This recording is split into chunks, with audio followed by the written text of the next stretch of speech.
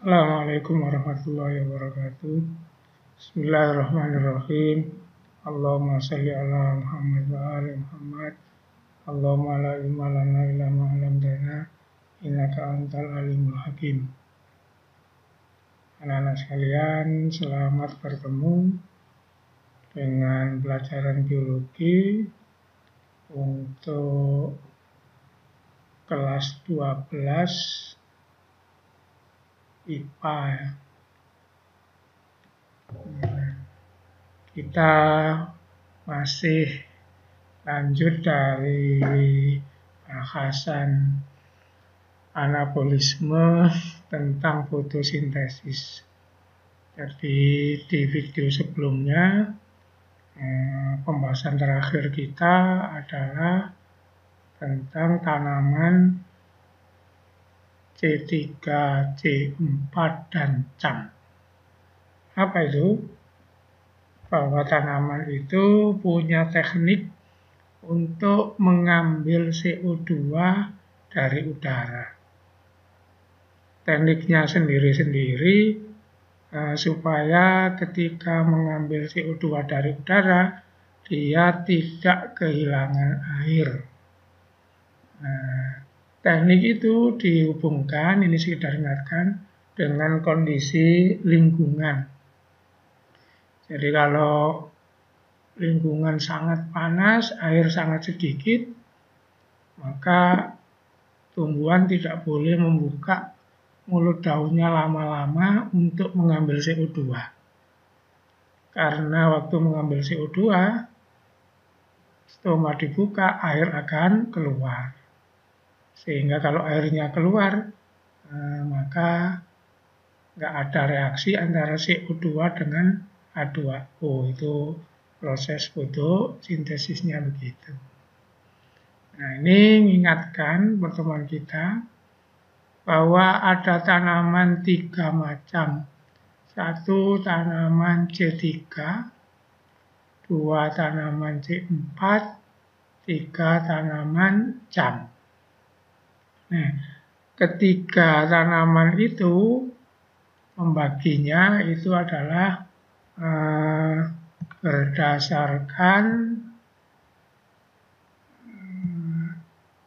cara memfiksasi atau mengambil CO2 dari udara.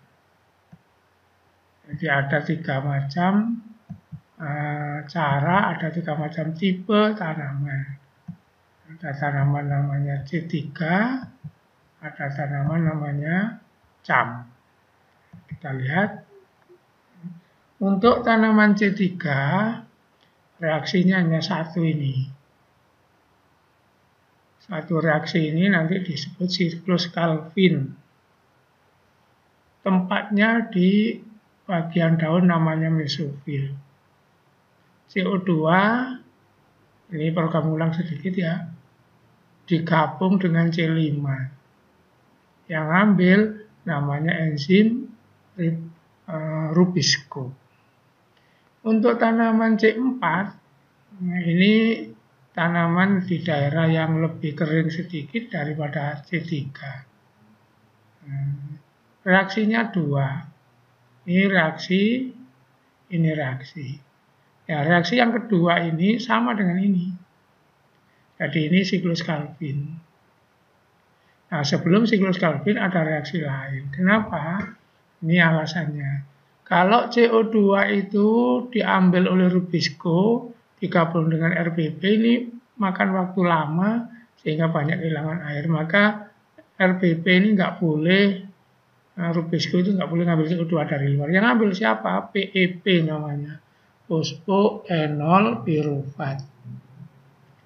Ini C3 tambah C nanti jadi C4. Kemudian C4 itu oksaloasetat dirubah jadi C3 lagi, keluar CO. Nah, CO ini digabung dengan ini sama dengan ini. Jadi ada 2 kali reaksi. Nah, reaksi pertama itu pengambilan CO2 dari udara itu oleh PEP. Baru reaksi kedua namanya siklus Calvin. Tempatnya 2.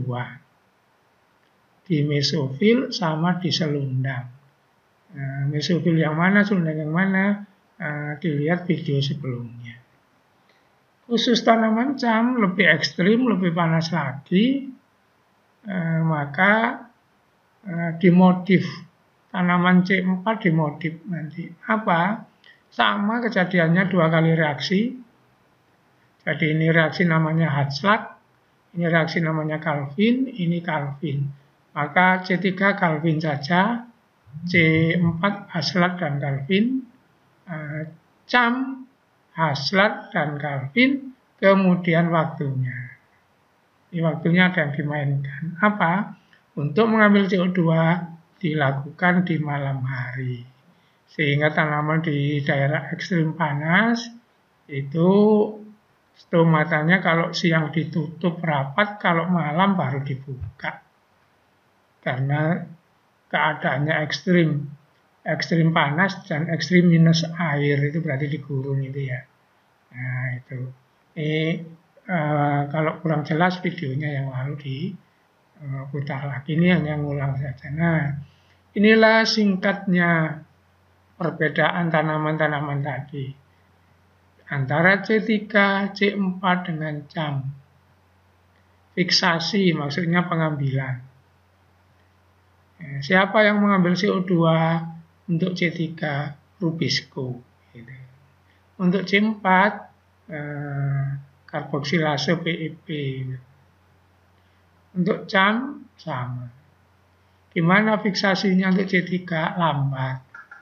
Untuk C4 cepat ngambilnya CO2. Ini cepat sudah gitu malam hari. Reaksinya tadi, satu reaksi Calvin-Tok ini, reaksi pertama Hartslag, lanjut Calvin. Hartslag lanjut Calvin. Jadi ini beda-bedanya gitu ya. Tempat untuk mengambil CO2 itu tempatnya nanti hanya mesofil untuk C3. Untuk C4 mesofil sama selundang.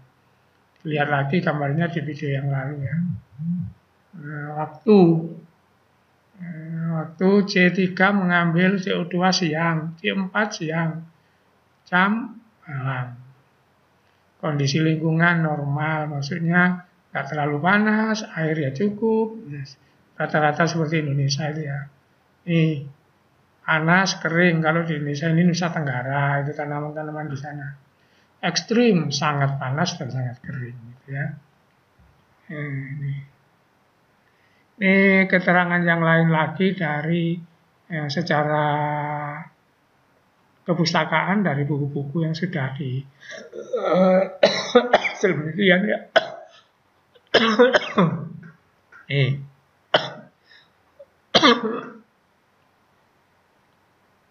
Yang perlu diambil ini aja yang bawah ini ya. C3 produktivitas kering per hektar selama 1 tahun. Jadi menghasilkan tanaman daun-daunnya itu ditimbang, dikeringkan. Jadi 20 sampai 25 ton selama 1 tahun. Dedaunan ini ya produktivitas kering ini. Terus kalau C4 itu 35 sampai 40 ton. Cam lebih rendah dan variabel, maksudnya macam-macam ini. Artinya apa? Produktivitas itu C4 ini yang lebih produktif, gitu ya. Oke. Sekarang kita membahas yang lain tentang fotosintesis. Ini faktor-faktor yang mempengaruhi fotosintesis. Jadi ada lebar daun, jumlah daun, kemudian banyaknya klorofil. Kamu tahu kalau di daerah kita ini misalnya ada jagung, daunnya putih, nggak bakal berbuah itu. Nggak ada klorofilnya. Di jumlah daun, lebar daun itu menentukan karena dalamnya ada fotosintesis. Nah, faktor lingkungan. Ini sayang sekali ya kita belum bisa praktek karena belum bisa masuk ya. Ini bisa diuji kok mudah. Suhu, intensitas cahaya, CO2. Ini tesnya gampang kok. Suhu misalnya, kita coba tanaman yang berfotosintesis taruh di gelas, kasih es, sudah ada faktor suhu. Intensitas cahaya ini penelitiannya juga gampang. Di tanaman ditutup dengan plastik merah, hijau, biru itu nanti intensitas cahaya. Jadi setiap tahun ya kita melakukan percobaan itu, tahun ini sayang sekali. Itu ini nanti ada faktor yang dari luar, faktor yang dari dalam. Tadi itu kan umum dulu. Ini ya. Lingkungan itu berarti faktor luar. Ya. Terus ini faktor dalam.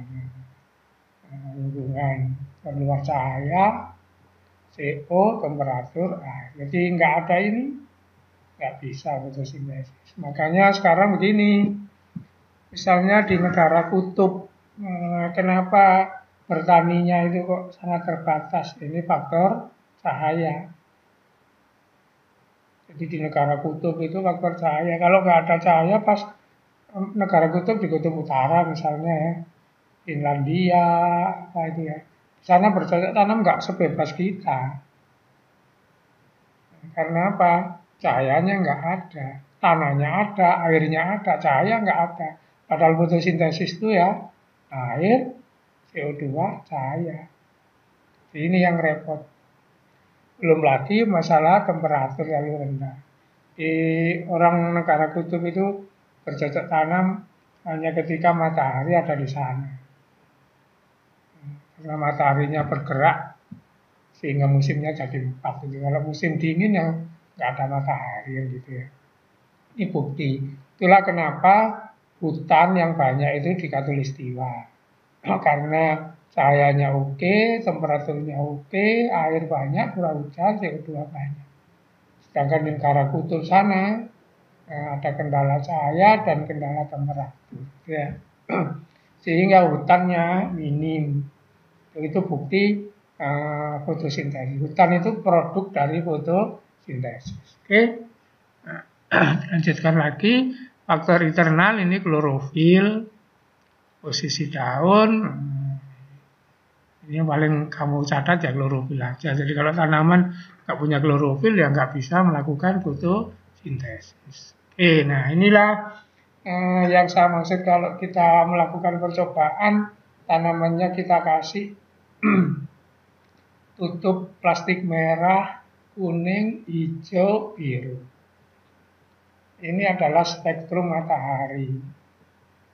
Katanya fisika, matahari itu warna-warni karena ada panjang gelombang 400 sampai sekian ratus nanometer.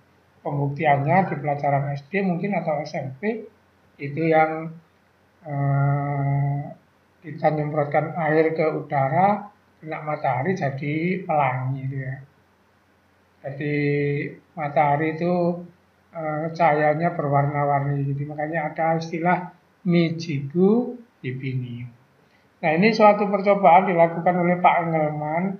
Ini yang dipakai ini adalah protista, roda hijau. Terus yang ini bakteri yang mengkonsumsi oksigen hasil fotosintesis. Fotosintesis itu kan hasil sambungannya oksigen.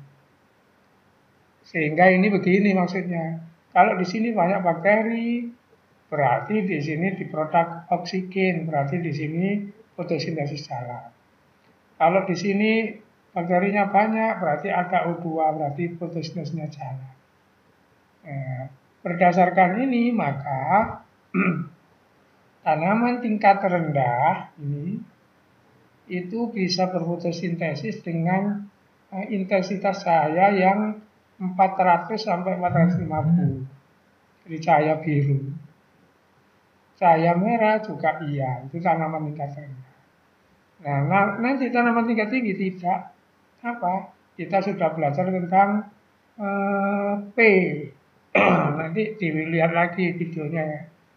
P atau foto sistem ada P680, ada P700. Apa artinya? Tanaman tingkat tinggi, ya semua tanaman kita itu padi, kedelai, jagung, mangga, nangka, semuanya itu yang banyak itu ya.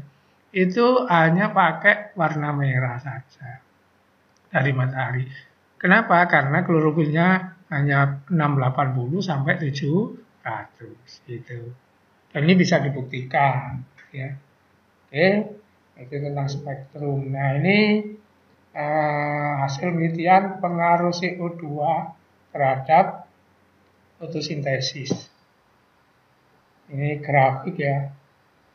Di grafik itu ada sumbu vertikal, ada sumbu horizontal. Kemudian ini kebetulan grafiknya ada tanaman C4, ada tanaman C3, ada tanaman C3 juga. Apa maksudnya?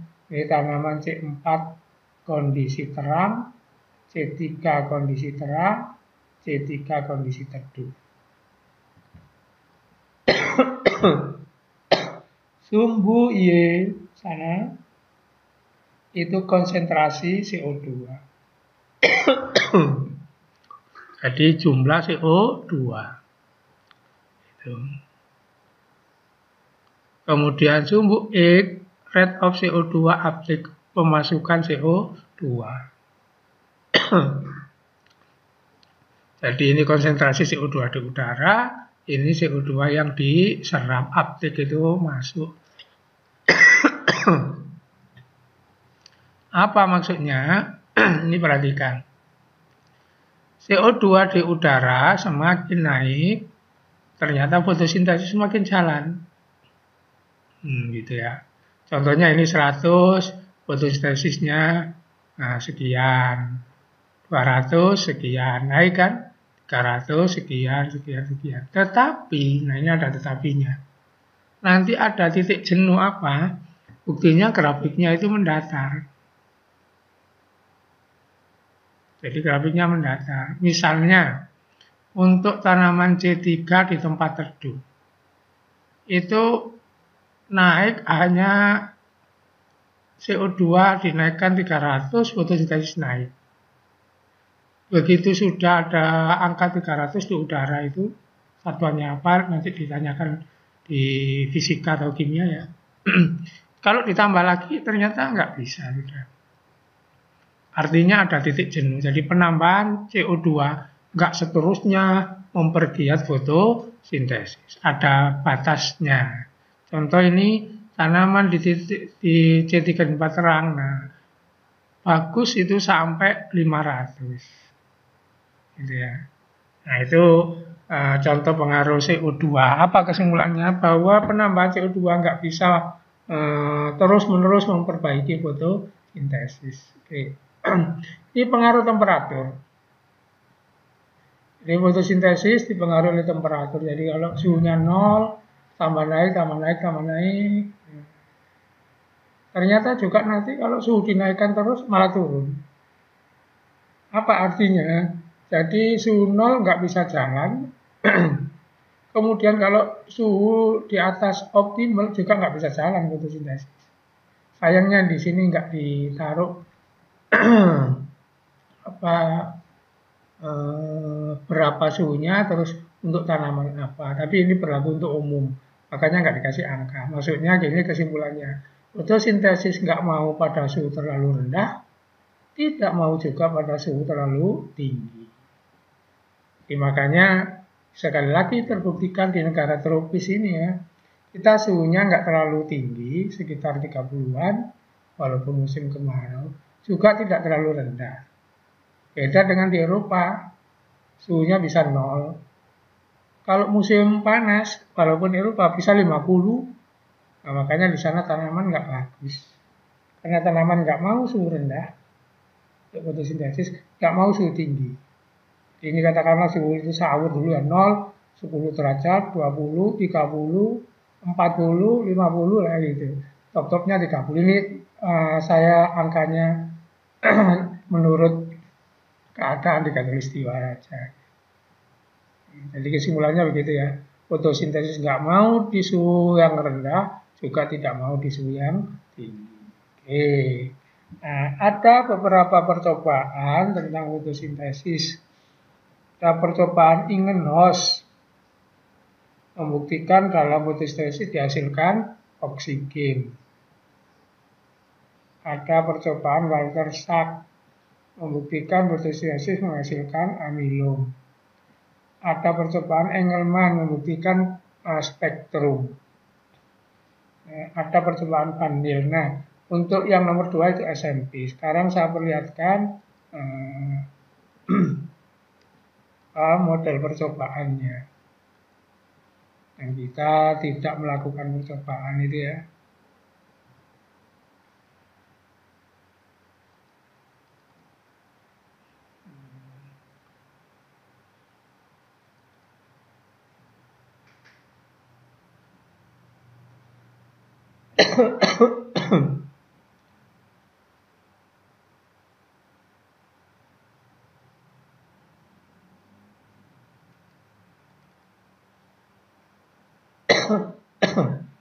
Ini adalah percobaan Ingenhousz.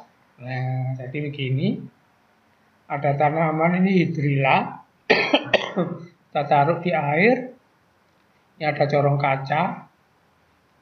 Kemudian nanti tinggal yang mau dicoba apa. Kalau yang dicoba itu misalnya suhu, gitu ya. Jadi Ingenhousz dimodifikasi. Jadi ini percobaan Ingenhousz, kalau nggak dimodifikasi asli seperti ini. Jadi ada gelas ukur, ada corong kaca, ada hidrilla, di sini diisi air, kemudian ditaruh di cahaya sama. Gitu. Maka kita bisa modif percobaan ini. Contohnya begini, ada dua, misalnya tabung A, tabung B, ditaruh di dalam lab. Tabung C, tabung D, ditaruh di halaman. Apa tujuannya? Untuk membuktikan bahwa fotosintesis perlu cahaya. Nanti yang di dalam lab nggak ada gelembung-gelembung titik-titik ini. Nggak ada gelembung-gelembungnya. Yang di luar ada. Di luar ada. Contoh yang lain lagi misalnya, kita punya 4 ini ditaruh semua di halaman. Yang 2 ini kita kasih es di sini. Yang ini tidak. Nah, maka itu untuk mengetahui pengaruh suhu. Bagaimana nanti gelembungnya banyak yang mana.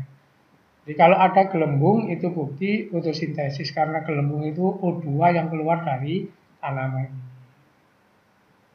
Itu gelembung itu gas O2. Kemudian ada juga ini kita taruh di luar semua.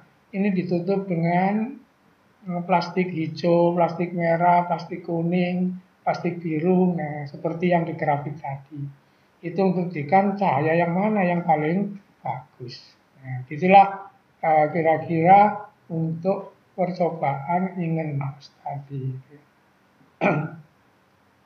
Jadi ada percobaan itu untuk oksigen, tapi kita bisa modif-modif sehingga tahu ini kalau ditutup plastik itu spektrum gitu ya. Kalau dikasih es itu suhu kan begitu. Nah, itu. Saya videonya ada, cuma kalau saya upload panjang gitu, ada videonya dari kakak kelas kamu dulu ya. Nah, yang tahun yang lalu kan percobaan itu laporannya pakai video ya. Oke. Nah, ini percobaan yang dilakukan oleh Pak Van Til. Jadi ini model reaksinya, bukan membayangkan percobaannya ya. Jadi Pak Van Til itu melakukan percobaan di dalam fotosintesis CO2 ditambah H2O nanti begini, sama Pak ini dirubah. CO2 dikasih, terus air enggak, dikasih H2S saja. Wah, tadi sudah terlanjur saya tutup.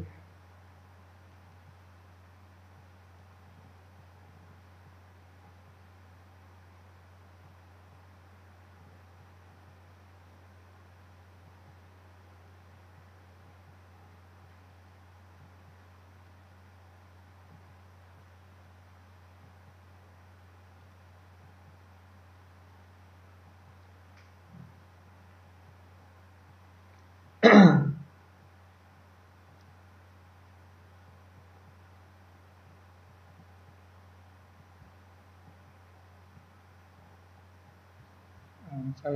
ulang lagi supaya ini ya.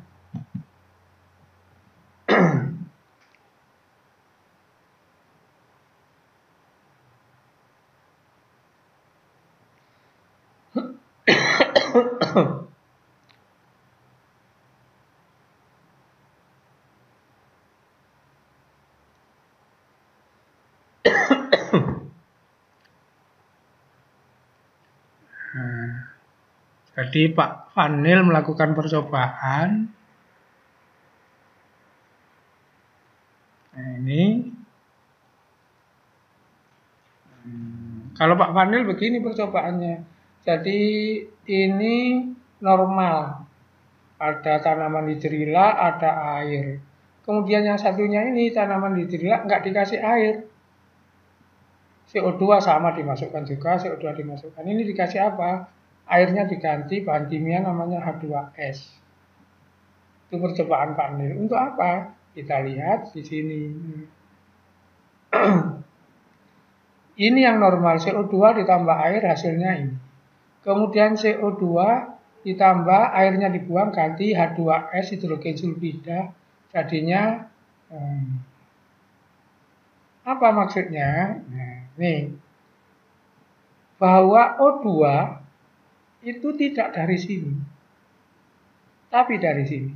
Apa buktinya? Kalau O2 dari sini, ini kan sama 6 CO2. Ternyata di sini nggak ada O2. Itu bukti kalau O2 dari fotosintesis itu bukan dari CO2, meskipun bunyinya ini O2, tapi dari air. Buktinya, nah ini, yang keluar di sini itu bukan 6O2, tapi S dari sini. Ini membuktikan bahwa O2 yang dihasilkan oleh fotosintesis itu asalnya tidak dari CO2, tapi dari H2O. Itulah tentang percobaannya Pak Vanil. Oke. Sekarang kita mau membicarakan ini. Sintesis lemak dan protein. Oh, sebentar ya. Nah, sebelum itu harus fotosintesis yang lain dulu, kemosintesis. Maaf.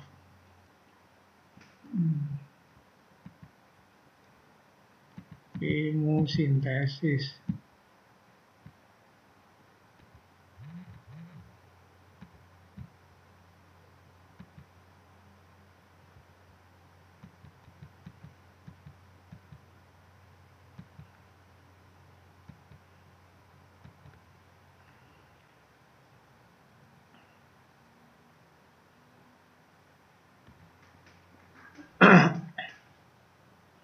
Nah, ini ya. Sekarang kita bicarakan tentang kemosintesis. Gitu. Oke.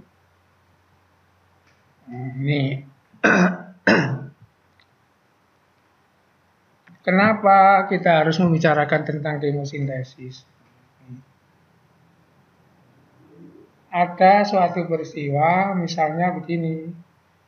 Di dalam gua yang sangat gelap gulita, ternyata di situ ada kehidupan.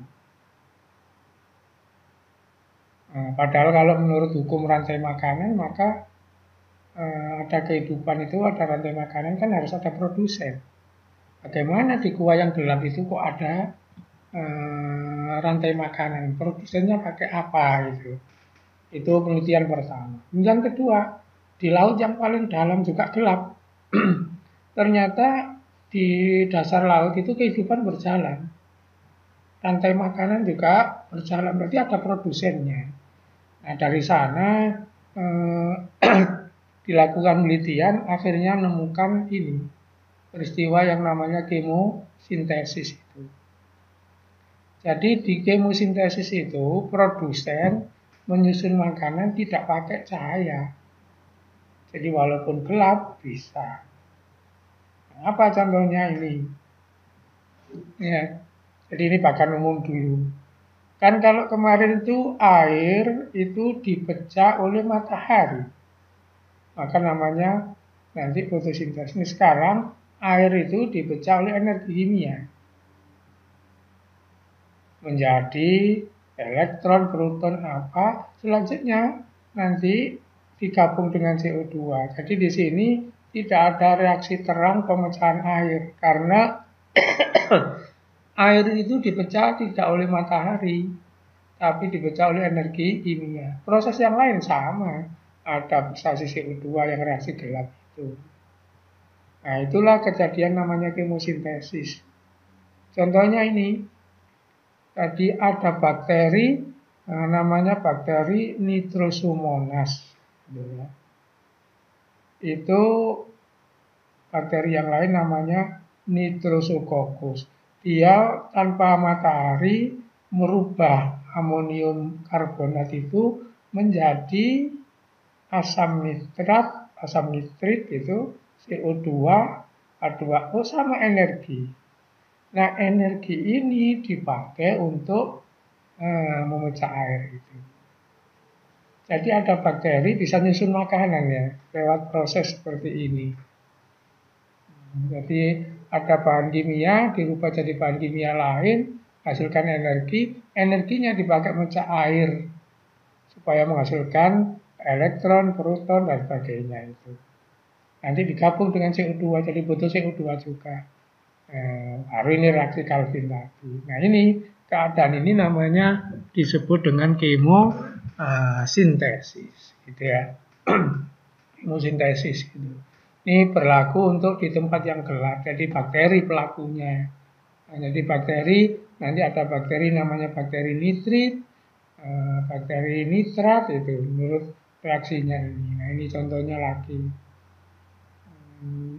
NH3 amonia direaksikan dengan oksigen, nanti menghasilkan asam nitrit. Ada energi ini yang dipakai untuk memecah air. Kemudian ini ada nitrit. Nitrit ini dirubah jadi nitrat, keluar energi juga. Ini juga dipakai. Itu namanya kemosintesis. Jadi saya nggak perlu banyak-banyak itu. Nah, sekarang bagaimana makhluk hidup itu menyusun makanan yang lain? Ingat-ingat hasil fotosintesis itu yang pertama karbohidrat. Di hasil fotosintesis yang pertama karbohidrat. Ternyata nanti tanaman itu ada yang menghasilkan lemak, menghasilkan protein. Ada menghasilkan lemak, ada menghasilkan protein. Nah, saya harus naik supaya nggak bingung kamu. Jadi begini ya. Nah ini diingat-ingat ini ya. Saya setel lagi. Nih.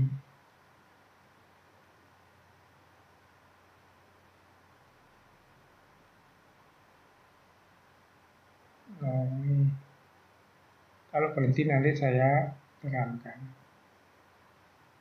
Oke, nah. Apapun tanamannya, baik tanaman itu C3, C4, cam, produk pertama makanan yang diciptakan itu adalah senyawa dengan C3. Fosfogliserat acid. Nanti dari fosfogliserat acid inilah bisa disusun jadi karbohidrat atau gula, bisa disusun jadi lemak, bisa disusun jadi protein. Diingat-ingat, makanan itu disusun dan dibongkar itu pasti bertemu. Nah, coba ya, saya ingatkan, walaupun lama sedikit ini nggak apa-apa.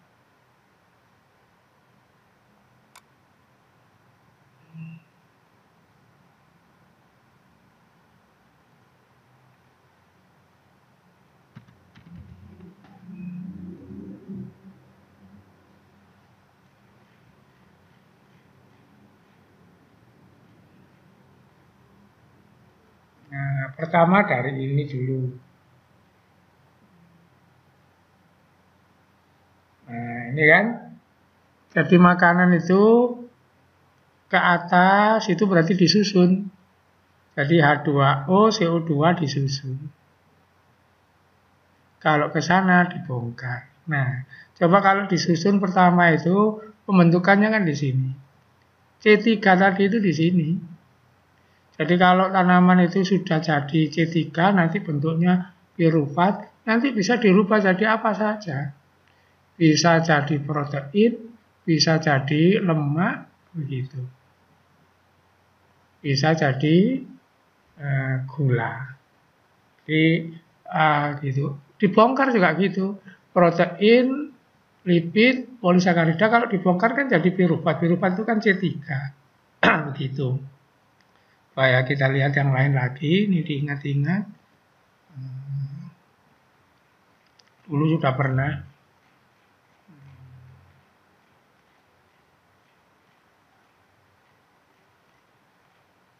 Nah, ini mau pakai yang mana saja sama ini. Nah, ini ya. Di sini ada namanya PGA itu ini tadi, glyceraldehyde. 3P tadi. Jadi kalau sudah ada 3P ini, nah gitu ya. Ini tinggal panahnya dibalik kan, ke sana jadi lemak, ke sana glyceraldehyde ini ke sana jadi karbohidrat. Kalau reaksi penyusunan kan dibalik ke atas, pembongkaran kan di bawah. Nah, gitu. Jadi kalau sudah ada 3P tadi, PGA tadi ya, bisa disusun jadi karbohidrat, tepung, gula itu ya, bisa disusun jadi lemak, bisa disusun jadi protein. Sebaliknya dari protein, karbohidrat, lemak ini dirubah jadi energi, itu harus lewat ke sana zat perantaranya ini. Gitu ya. Oke.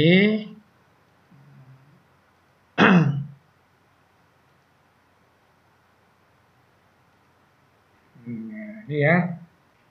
Saya kembali ke bawah lagi.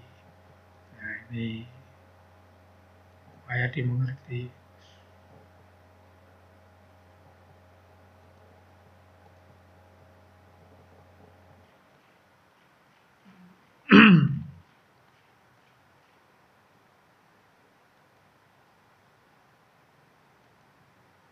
Nah, ini menyusun lemak. Nah, ini. Lemak itu disusun atau dibongkar sama saja nanti bantuannya enzim namanya lipase.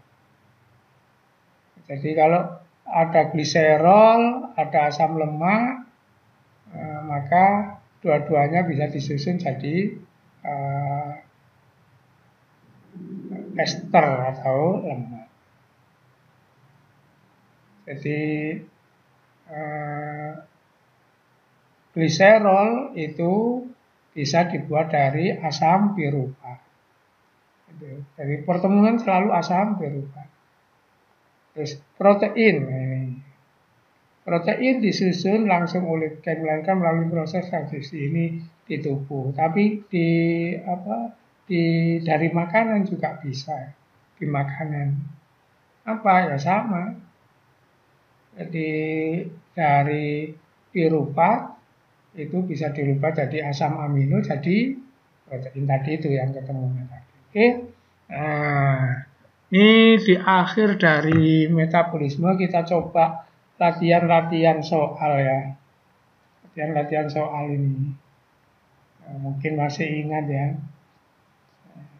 Ini ada latihan soal. Nah, ini H2O. Ini nomor 2. Nomor 1 O2H. Apa? Kalau air ini dipecah kan gitu. Nanti jadi O2, jadi H, kan gitu, jadi elektron. Berarti nomor 1 nanti elektron. Nomor 2 ini apa? Tempatnya.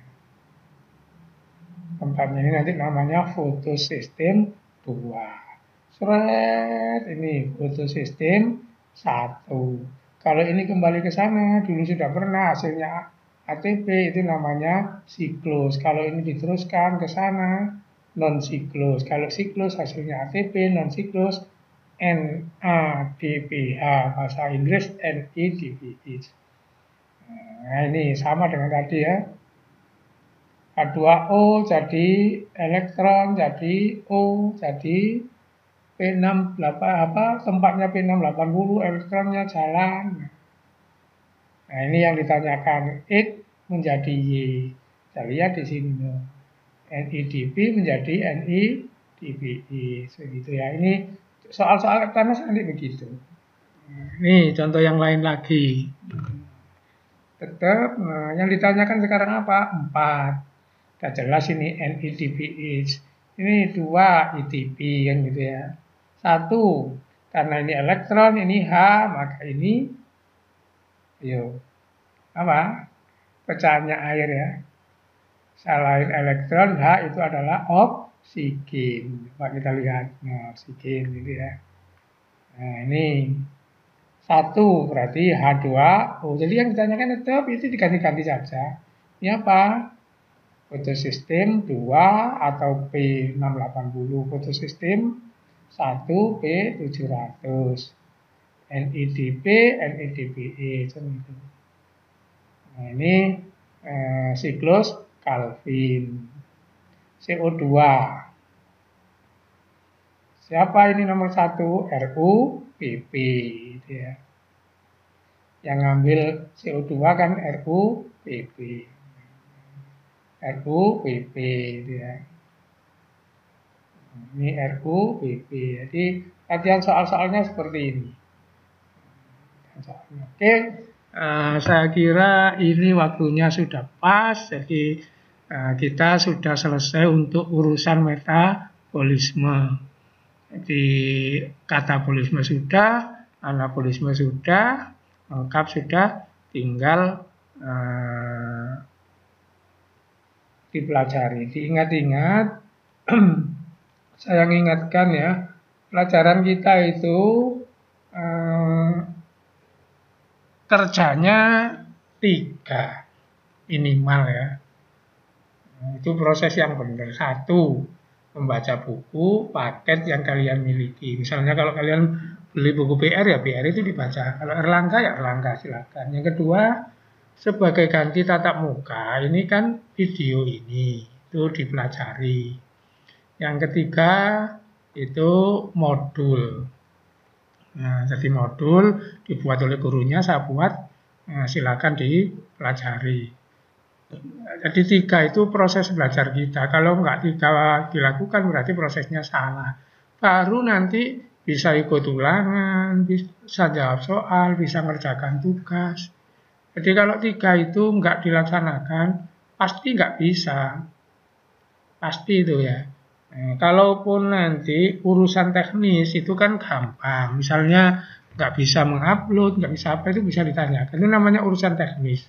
Proses belajarnya diingat-ingat 3, baca buku, baca modul, kemudian putar video. Itu di pandemi ini. Nah kalau tidak di pandemi kan kita tatap muka di kelas, kemudian baca buku di rumah, terus praktek di lab kan gitu. Jadi beda 1 itu yang nggak praktek itu. Sementara tatap mukanya diganti menjadi video itu.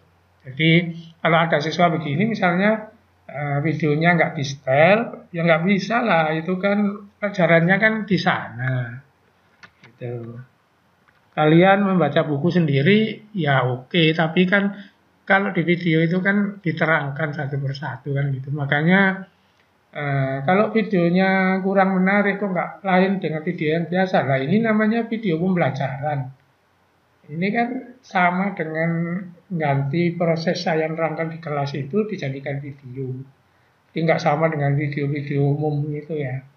Ya ini ya isinya ya PPT itu presentasi di video. Kan gitu. Ini mohon disadari begitu ya.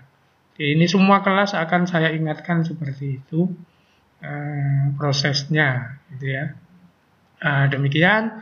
Mudah-mudahan yang lain akan tahu, prosesnya dipahami betul ya, dan Ya sudah tentu saya berharap yang terbaik. Apa? Yang terbaik pandemi ini cepat hilang gitu. Tapi sambil menunggu itu kan kita harus proses yang ada ini dijalani sebaik-baiknya. Demikian, mudah-mudahan bermanfaat. Assalamualaikum warahmatullahi wabarakatuh.